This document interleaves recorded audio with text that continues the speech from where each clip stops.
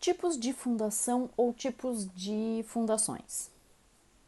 A fundação rasa ou direta é definida como uma fundação em que as cargas da edificação são transferidas ao solo logo nas primeiras camadas. Para isso acontecer, é necessário que o solo nessas primeiras camadas tenha resistência suficiente para atendimento ou suporte dessas cargas. Na imagem a gente percebe uma primeira camada de solo, composta por argila arenosa, e uma segunda camada composta por areia fina, e uma sapata, uma fundação rasa ou direta, então um exemplo de um corte de uma sapata isolada como elemento de fundação, que tem uma determinada altura representada pelo H na imagem e a seta que indica carga de pilar em cima dessa sapata. Notem pela linha pontilhada a representação de um bulbo de tensão ou bulbo de pressão que vimos lá na aula de patologia. Então, o fundo dessa sapata está assim apoiado na camada de argila arenosa, então nessa primeira camada que aparece, e esse bulbo de tensão ou bulbo de pressão também. Quanto representa esse conceito de solo com resistência nas primeiras camadas? Percebam pela escala do lado direito da imagem que a gente tem 1, 2, 3, 4. Então, ele mostra ali até 5 metros, mas por conceito a gente sabe que apoia uma fundação em no máximo 4 metros, tá? Esses 4 metros e meio, mas que na prática a gente normalmente tem uma profundidade de 2, 2,5, 3, tá? Não mais do que 3,5, porque passa a nem compensar a fazer uma fundação rasa ou direta. Num efeito prático, considera-se técnica e economicamente adequado o uso da fundação rasa quando o número de golpes da sondagem SPT for maior ou igual a 8 e uma profundidade ficar entre 2, 2,5 ou 3, aqueles números que nós comentamos. Esse critério é utilizado quando o número de golpes aumentar ou mantiver-se ao longo da profundidade. A ideia é que a carga atuante sobre a placa se distribua pela área de contato com o solo. Então, já conversamos em momentos anteriores também que quanto maior a área de contato do elemento de fundação com o solo, melhor essa carga é distribuída. Então, o solo, se a gente pegar cada centímetro quadrado, recebe um número menor de cargas. O primeiro elemento que aparece de uma fundação rasa ou direta é um bloco, que pode receber o nome de bloco volumétrico, apesar de ser redundante, porque um bloco já é volumétrico.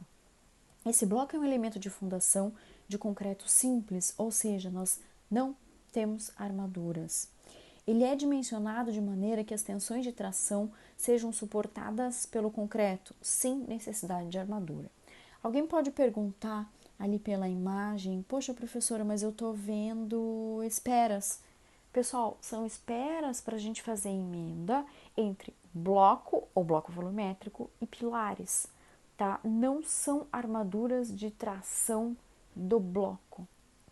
Então, o que a gente vê? Essas pedras de mão, que muitas vezes são pedras do local de implantação, do mesmo solo, e uma distribuição na segunda imagem de cargas nessa angulação que a imagem representa.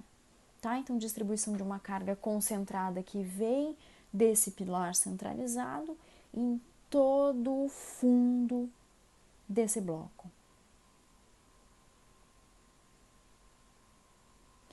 Por esse motivo, pela distribuição de cargas dessa angulação, nós temos o que?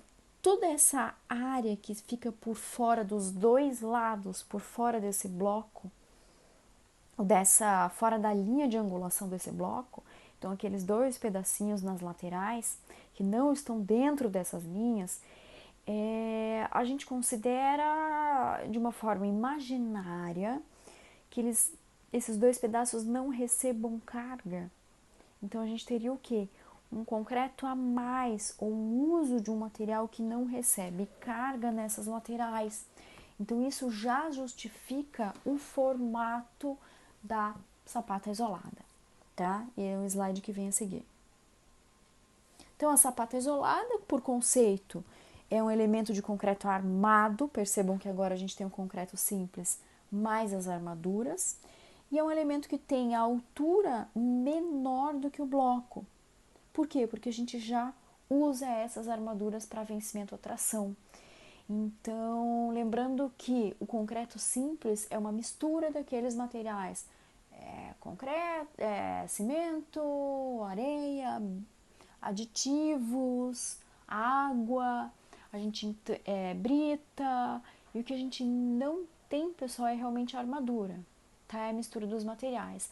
Apesar da gente não ter armadura, esse material, o concreto simples, ele tem uma resistência baixa, em torno de 10 ou 15% de uma resistência com pressão.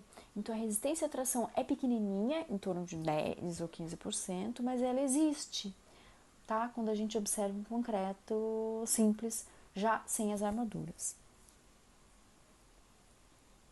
Então, o que acontece? No bloco volumétrico, essa resistência do concreto simples, essa resistência baixinha à tração do concreto simples, ela já é suficiente para atendimento às cargas. E aqui nas sapatas não. A gente já tem, então, a presença de armaduras.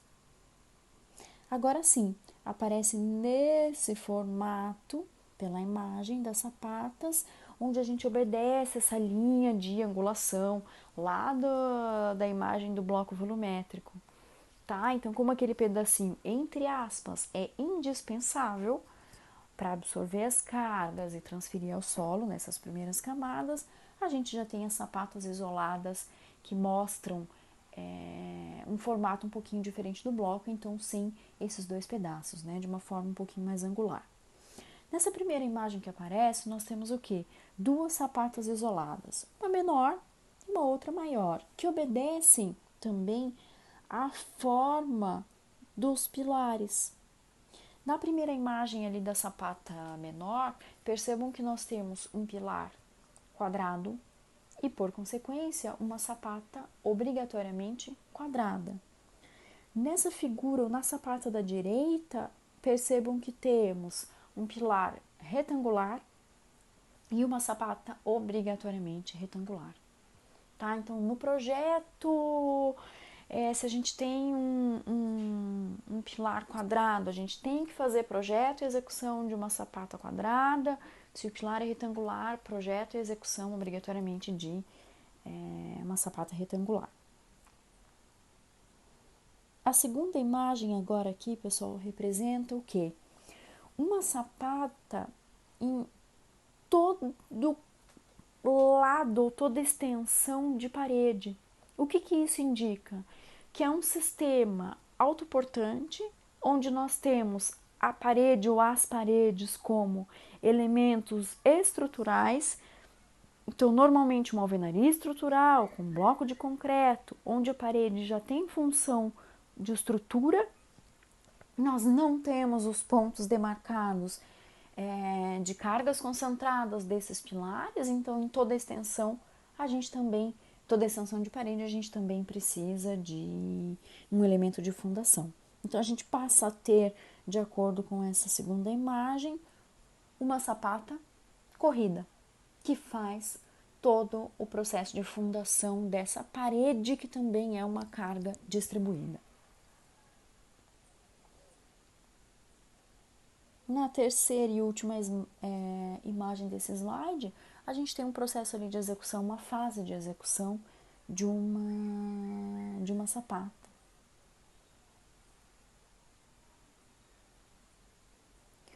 Notem, pessoal, voltando na primeira imagem, que a gente tem uma distância pequenininha entre as duas sapatas. E por que isso acontece? Porque a gente tem um vão pequeno entre os pilares. Então, quando a distância dos pilares é pequena, a gente acaba tendo ou uma sobreposição de sapatas, que conversamos lá na aula de patologia, ou realmente uma sapata que tem uma face colada na sapata vizinha, ou sapatas com uma distância muito pequenininha mesmo.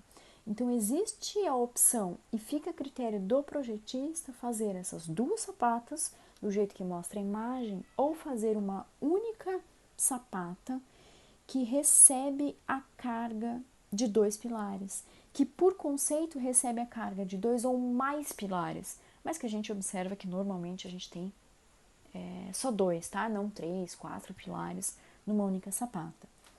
Esse tipo de sapata é o que a gente chama de sapata associada, então é um elemento de fundação que recebe parte dos pilares da obra, tá? Difere do radier. Então eu vou voltar um pouquinho e vou mostrar aqui as imagens, né?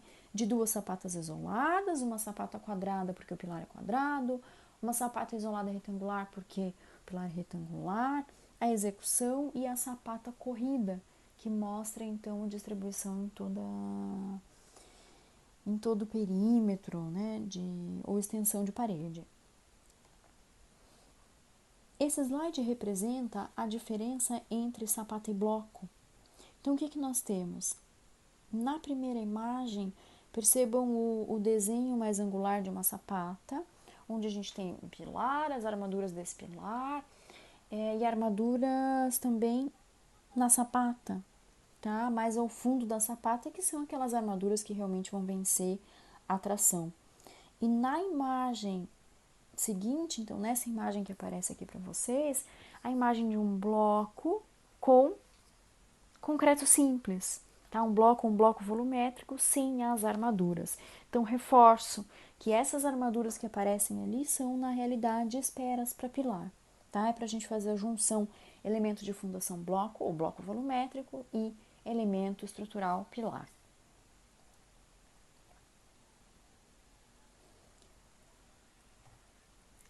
Como um tipo seguinte de fundação rasa ou então de fundação direta, aparece agora a grelha, que é um elemento constituído por um conjunto de vigas que se cruzam.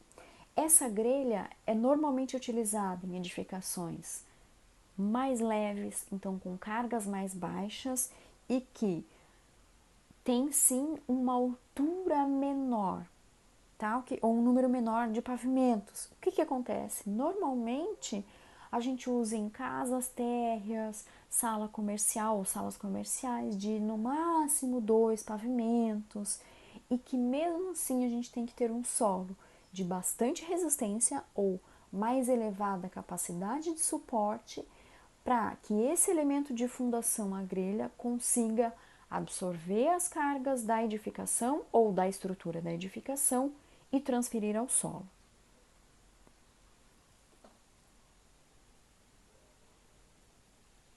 A sapata associada, que eu já tinha passado, então tá lá a representação, né, de 2 pilares e uma única sapata para receber a carga desses 2 pilares.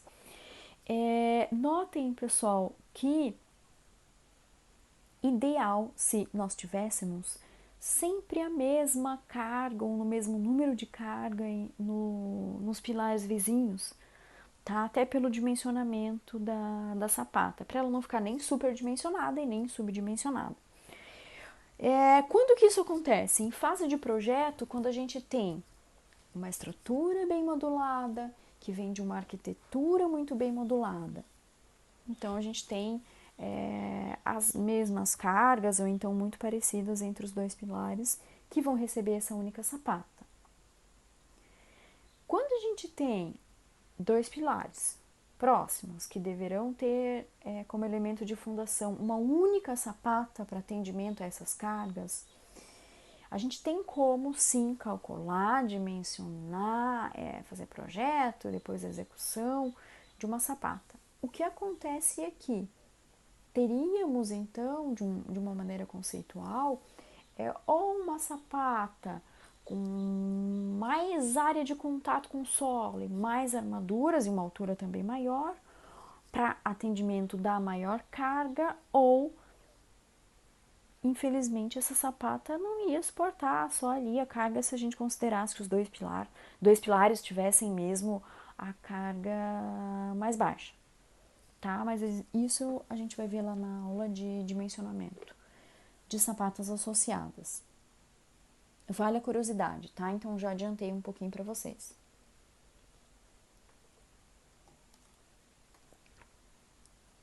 Agora, o que aparece é o nosso elemento de fundação radier, que então é uma laje única para a obra inteira, para a edificação inteira, e que recebe a carga de todos os pilares da obra. Então, funciona como uma placa que pode ter 30 centímetros ou 90 centímetros, de acordo com esse número de cargas, e que, claro, quanto maior as cargas da estrutura, da edificação, a gente tem uma espessura maior dessa placa, que é esse radier. Esse radier, ele pode ser armado ou protendido. Então, a gente ou tem armaduras dentro desse radier ou cordoalhas, quando num radier protendido. Fica a critério, primeiro, de um número de cargas, a critério do projetista, e vale lembrar que em fundações a gente sempre faz a simulação. Então, alguém pode simular, num primeiro momento, um radier armado, e dependendo da taxa de armadura, resolver partir para um radier protendido. Imaginem que um radier que deve receber uma carga muito grande, porque a estrutura tem uma carga grande também, que isso também vem do arquitetônico, da escolha do tipo de parede. É uma parede convencional em tijolo cerâmico, ou é uma parede em gesso cartonado, né, um drywall, um tipo de piso mais leve ou não. Então, quando esse radier tem bastante carga e deve suportar essas cargas, de repente, numa simulação de um sistema armado, a gente tem tanta armadura que fica complicado passar até a brita do concreto na hora de fazer a concretagem. Então, aí, de repente, a gente parte para um radier protendido. Mas, de novo, fica a critério do projetista. Então, as imagens mostram, agora nessa primeira imagem, durante a execução, as armaduras já prontas nesse radier, esperando ali a concretagem. E numa segunda imagem, um radier já pronto.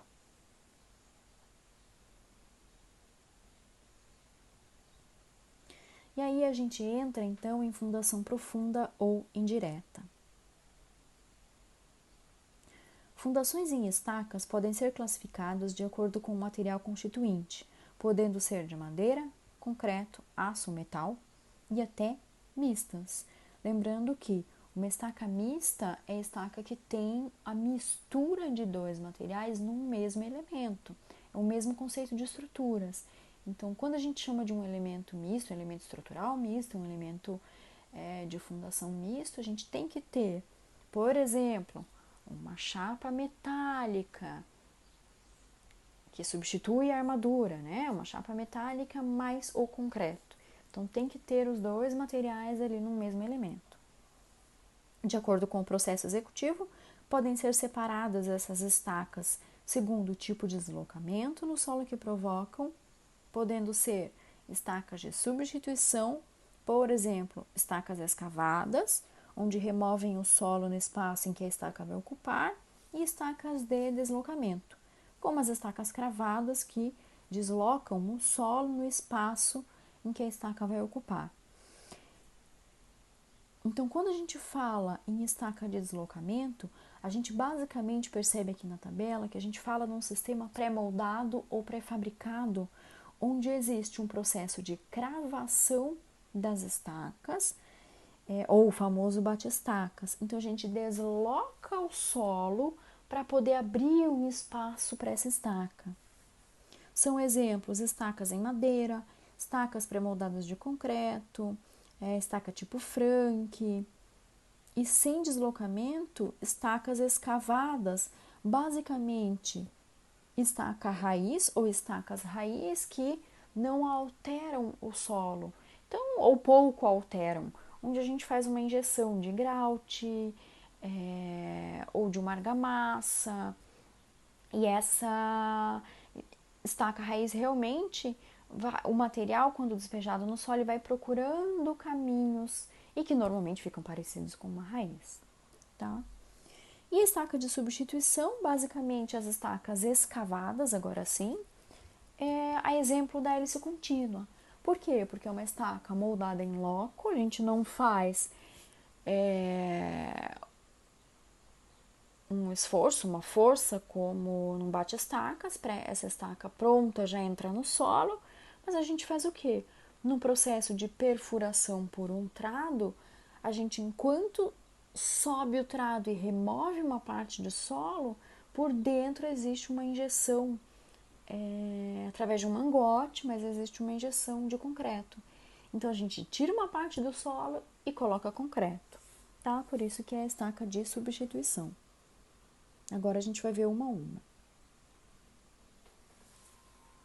Estacas metálicas. As estacas metálicas apresentam importantes vantagens como elevada resistência do aço, facilidade de transporte. Pessoal, facilidade de transporte desde que a gente não tenha uma estaca muito grande, né? Com um comprimento muito grande. Tá? Então, cuidado quando a gente fala em facilidade de transporte. Se é uma estaca muito comprida, claro que a gente já não pode tirar como vantagem esse transporte. Existe uma dificuldade de transporte, mas a gente sempre projeta para conseguir atingir essa facilidade de transporte até execução. Facilidade de cravação por atravessar camadas extremamente compactas. Existe uma fabricação com seções transversais de formas e dimensões que permitem adaptações para cada obra. Um peso da estaca é pequeno e tem elevada resistência à compressão, tração e flexão, né, ou flambagem, quando a gente transporta o conceito para estacas. E uma facilidade em ajuste de comprimento. Então, mas é uma estaca que eu deveria ter lá como comprimento total 24, 25 metros. O que a gente faz? A gente separa em duas, né, em trechos de estacas de 12, 12 e faz aí metros e faz a emenda entre essas estacas. E aí a gente consegue essa facilidade também de transporte. Essas estacas são encontradas em formas diversificadas, como perfis laminados e soldados, tubos de chapa calandrada e soldada sem costura. Destacando-se os perfis laminados, as estacas trilho, que são trilhos aproveitados de ferrovias. Eram, pessoal, trilhos de trens, que tinham, assim, essas estacas usadas em obras convencionais, né? Ou esses trilhos utilizados como estacas, tinha um custo zero ou muito baixo, mas que hoje os fabricantes já comercializam com o nome estaca-trilho, mas que aí já não é mais de ferrovia mesmo, né?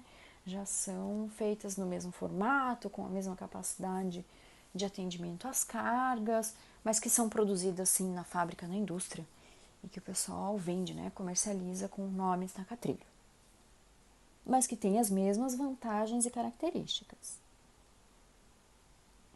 Das estacas metálicas, a gente percebe aqui na imagem alguns perfis convencionais. Então, chama atenção aqui para a estaca com o perfil I e estaca, pessoal, com seção transversal circular, perdão, tá? Perfil I e seção transversal circular, porque são as mais usuais, tá? Apesar da gente ter esses outros formatos. Então, estacas de aço, seções transversais, figura que está ali marcado como letra A, perfil de chapas soldadas, B, perfil I laminado, aí aparece aqui um perfil I na letra B, é um perfil I associado duplo, na letra C, perfil tipo cantoneira, depois tubos, né? Na letra D, então, seção transversal circular, e trilhos associados, e na letra F, então, trilhos associados triplos. Mas ali ressalto de novo, chamo bastante atenção para os dois perfis que agora aparecem aqui para vocês. Então, perfil I e seção transversal circular. O que não aparece aqui de maneira graficada, mas que a gente também pode colocar, pessoal, além do I, é o perfil H.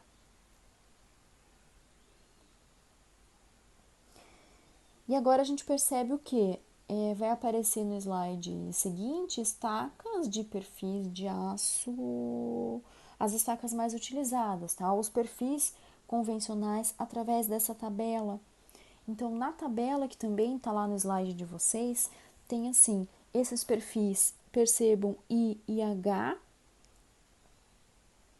além de estaca trilho, né? E dimensões convencionais. Então, por exemplo, um I10, onde a gente tem 254 milímetros. Então, percebam que nem sempre a gente tem aqueles números que terminam em 5 ou 0, né? Ou de 5 em 5. Então, quando a gente pega ali o 254, é importante lembrar que esses números são de norma, são normalizados ou normatizados, mas que vale a consulta com o fabricante, né? Se tem o 254 ou se de repente ele tem 250, 255, tá?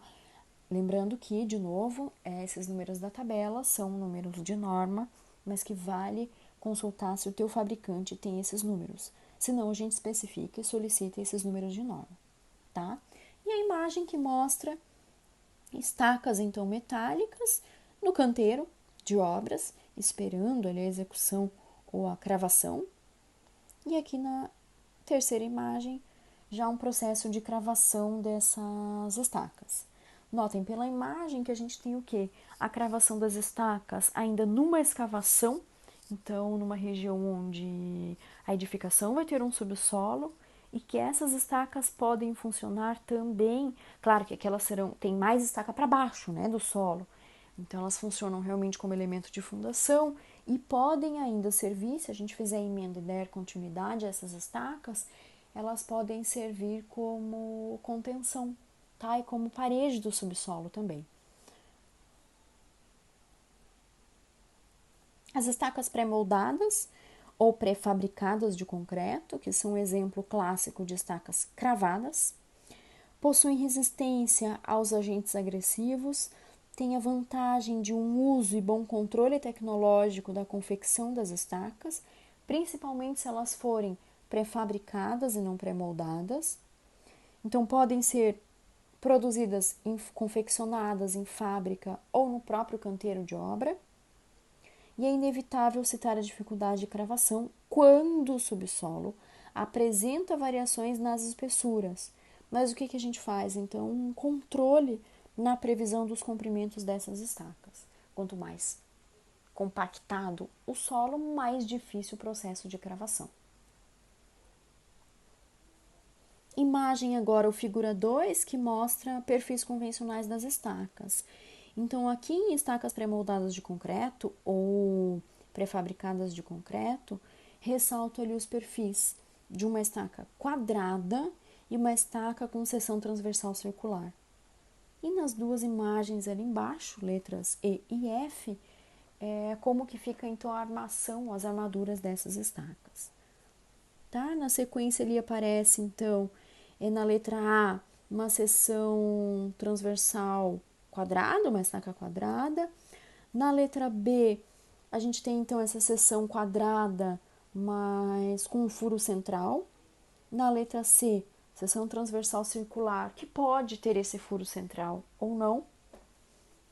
E na letra E ali, então, na letra D, perdão, seção transversal típica, né, que aparece já com esse furo central. Tá repetindo ali letras E e F, então o posicionamento das armaduras nas estacas. A observação da resposta à cravação de uma estaca pode ser feita de diferentes maneiras. Então, a metodologia mais simples é o controle da nega, onde a gente mede a penetração que a estaca sofre quando recebe o impacto de um pilão que cai de aproximadamente 1 metro de altura, onde normalmente é considerada para cada 10 golpes. E a gente sabe que consegue fazer um acompanhamento também no repique elástico, então quanto volta essa estaca depois que a gente aplica os golpes e faz a cravação. E devem ser previstas, então, emendas entre estacas, dependendo de cada comprimento previsto em projeto. Imagem que mostra essa emenda ou as emendas, que normalmente são feitas com soldas ou anéis de encaixe.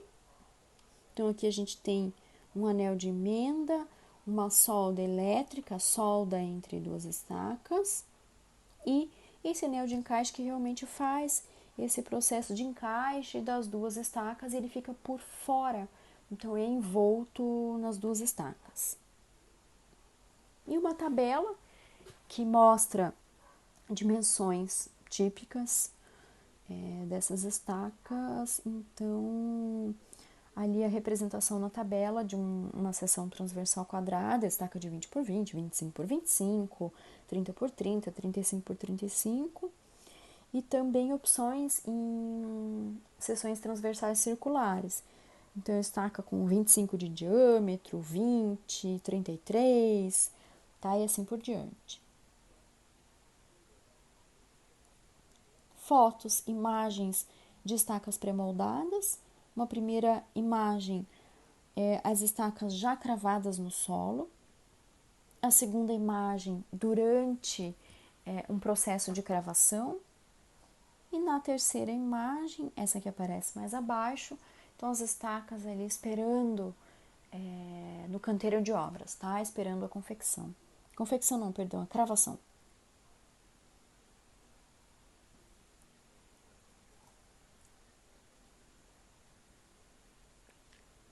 Na sequência aparecem estacas tipo Frank. Então, as estacas Frank alcançam capacidade por atrito lateral e por ponta também. O que acontece? Elas têm elevada capacidade de carga em relação ao seu pequeno diâmetro. Então, ali o texto fala é necessária armação para combater eventual flambagem. Como as estacas podem ter um diâmetro pequeno e um comprimento grande, a gente tem total atenção a essa flambagem. Então, a gente passa a ter uma estaca esbelta e para impedir ou limitar a flambagem, a gente tem a colocação dessas armaduras. Claro que esse conceito funciona para estacas Frank e para as outras estacas também. Quando a gente fala em estaca Frank, a gente pensa logo em palavra-chave que é base alargada. Como que isso acontece? Uma grande vantagem desse tipo de estaca é que ela tem, como mostra a imagem, essa ponta com um diâmetro bem maior do que o comprimento da estaca. Então, aqui na figurinha, na imagem, é o momento de execução, né? O que acontece, pessoal? Então, a gente pode ter uma variação de diâmetro na mesma estaca. Na época do maior uso, ela é ainda bastante consagrada, utilizada até hoje, a estaca Frank, mas na época a norma não limitava a carga por ponta e atrito lateral. Então, era comum fazer o quê? Que os projetistas colocassem 100%, às vezes 90% de carga na ponta da estaca. Então, a gente tinha que ter o quê? Normalmente um diâmetro maior, né? Quando a carga é muito grande, a gente já tem um diâmetro maior da estaca. Considerando que a carga está inteira na ponta, então a gente tem esse diâmetro maior ainda.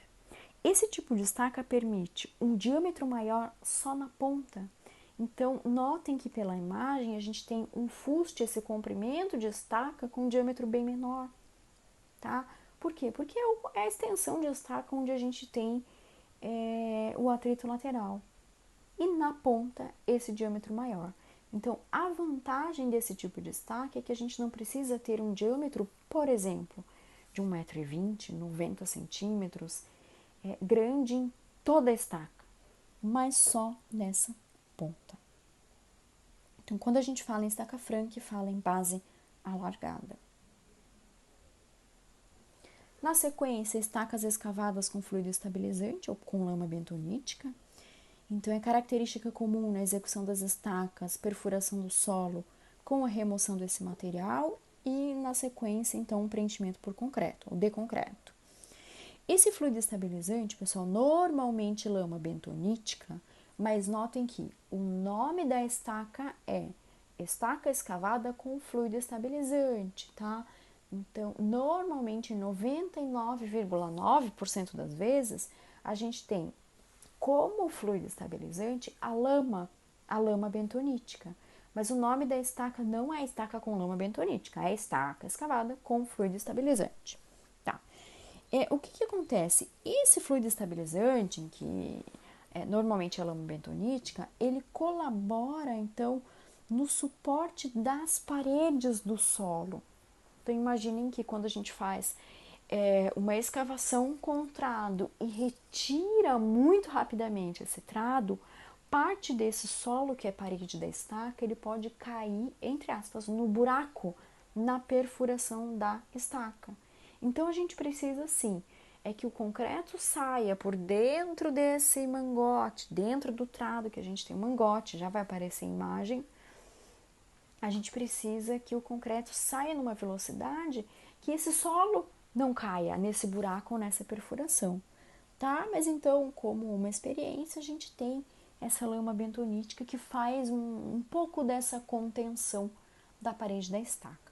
O que acontece? Ela começou a ser bastante utilizada, em algumas regiões ela até parou um pouco, pessoal, ou não foi tão usada, porque o pessoal notou o seguinte, na prática de obra, então, a gente queria o uso desse fluido estabilizante para que o solo não caísse na perfuração que deveria ser estaca.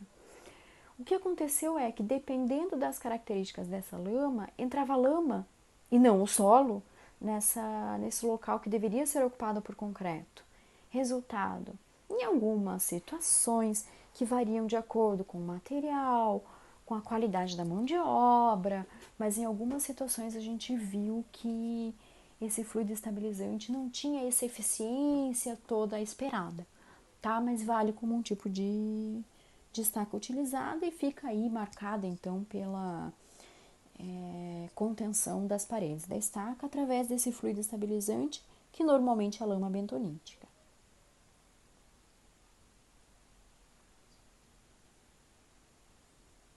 Então aqui o slide fala em alguns cuidados, né, que devem ser tomados, e essa questão principalmente é que a gente evita então que uma parte de parede de estaca ocupe essa perfuração do solo. Tá? E a questão da concretagem também. Um cuidado na velocidade da retirada do trado e da injeção de concreto. Se a gente retira muito rápido o trado, é mais fácil cair uma parte desse solo nessa perfuração da estaca, então a gente dá um limite ali também nessa concretagem e até nas características do concreto, tá? Para que entre mais rapidamente. Aí o slide fala também na questão da gente concretar uma mesma estaca assim no mesmo dia, né, pessoal? Mas chama atenção ali para que a concretagem de uma única estaca não passe de 12 horas, o que é bastante tempo, tá? As normas mais recentes de concreto já falam que a gente já tem que ter, né, um caminhão. Aliás, a norma mais antiga de concreto falava a mesma coisa. Mas a norma do material concreto já fala que a gente tem que ter o quê? Um outro caminhão de concreto já esperando ali no canteiro, mas de qualquer maneira vale ali a restrição de um limite, tá? Um prazo entre o final da escavação e a concretagem, para não passar dessas 12 horas. Então a imagem que mostra esse procedimento de execução, agora sim, e notem ali pela imagem que a gente tem armação, tá? Ou as armaduras que não vão até a ponta da estaca, mas que elas são suficientes para atendimento à flambagem. Então tá aí uma coisa que a gente tem que calcular. Aí aparece, bom, que as estacas escavadas com uso de lama, né, desse material, lama como fluido estabilizante, elas podem ser circulares ou alongadas, e tem a carga admissível em grande parte dependendo do atrito ao longo do fuste, enquanto a resistência de ponta é imobilizada depois de recálculos elevados, tá? Tá aí a nossa norma, então, a norma da BNT, né, NBR 6122. Nossa norma de fundações. E a tabela de alguns diâmetros convencionais, então 60 centímetros, 80, 100 centímetros ou 1 metro, tá? Como as estacas mais utilizadas. A estaca hélice contínua, então são estacas de concreto moldadas em loco, perfuradas por um trado helicoidal. O solo é substituído por concreto bombeado sob pressão e ao mesmo tempo em que o trado com o solo aprisionado ou preso, né, nessas partes, nas espirais da hélice arrancado, concreto faz o seu papel, né? Então a gente tem um concreto bombeado na haste interna do trado, que evita o fechamento, a entrada de solo no fuste, tá? Na perfuração no buraco, pessoal, da estaca. A armação é inserida logo após a retirada total do trado e afastado do equipamento, tá? Sua grande vantagem indiscutível, né, é que esse tipo de estaca não produz, ou, pessoal, melhor ainda, ele até produz, mas ele minimiza ao máximo vibrações, tá? Então, a estaca hélice contínua, que minimiza ao máximo as vibrações nesse solo. E aí tem elevada produtividade e rapidez de execução. Notem que, observação, elas não perfuram, as estacas hélice contínua também não perfuram matacões e rochas, tá? Isso serve para as outras estacas escavadas e estacas pré-fabricadas e pré-moldadas. E tem grande aceitação de uso no Brasil. Aí vem um texto que explica essa questão de tirar a parte do solo, e que eu vou explicar agora para vocês aqui através das imagens, mas onde a gente tem, então, esses 3 passos de execução. No passo 1, ou na figura A, aparece um trado, onde, num primeiro momento, o trado, que tem um diâmetro que já deve ser o diâmetro da estaca. Então, exemplo, se a gente quer uma estaca que está lá especificada em projeto, com 60 centímetros de diâmetro, a gente tem que usar o trado de 60 centímetros. Então, cada máquina ou cada equipamento vem com um jogo de trados. Se a gente vai fazer estaca, hélice contínua com 80 centímetros de diâmetro, a gente usa o trado de 80 centímetros de diâmetro, tá? A gente consegue trocar esse trado da máquina ou do equipamento. Então, perfuração do solo através do trado. 2, ou letra B na imagem, retirada do trado. E ao mesmo tempo, por dentro ali, percebam a seta, né? E a observação, concreto bombeado. Então, ao mesmo tempo em que a gente faz a retirada do trado, a gente faz a inserção ou injeção de concreto, concretagem. E na letra C, a gente afasta o equipamento e faz agora sim a inserção das armaduras. Por que a gente tem que ter essas armaduras? Porque elas que fazem então o vencimento, a flambagem. Mas vale observar, pessoal, a proporção, diâmetro da estaca e comprimento, tá?